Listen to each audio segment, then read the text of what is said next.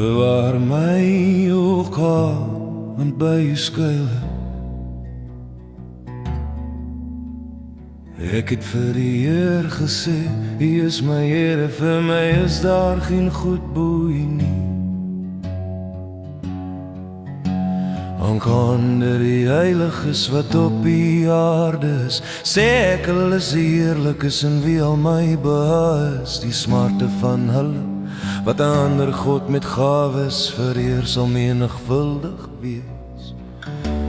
Ek sal hulle drankoffers van bloed nie uitgiet en hulle name op my lippe nie neem nie. Die Here is die deel van my erfenis en van my beker. Hy onderhou my lot, die meetsnoere het vir my in lieflike plekke geval.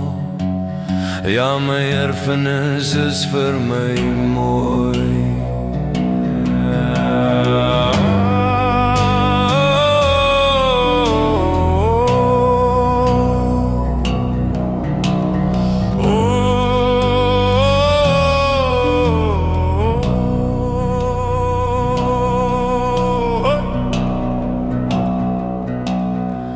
Ek sal die Here bly loof wat my raad gegee het, selfs in die nag vermaan my niere my. Ek stel die Here altyd deur voor my, omdat hy aan my regterhand is, sal ek nie wankel nie. Daarom is my hart bly en my eer juig. Ook sal my vlees in veiligheid woon, want U sal my siel aan die dode ruik nie oorgee nie. U sal nie toelaat dat die gunsgenoot die verderwing sien nie.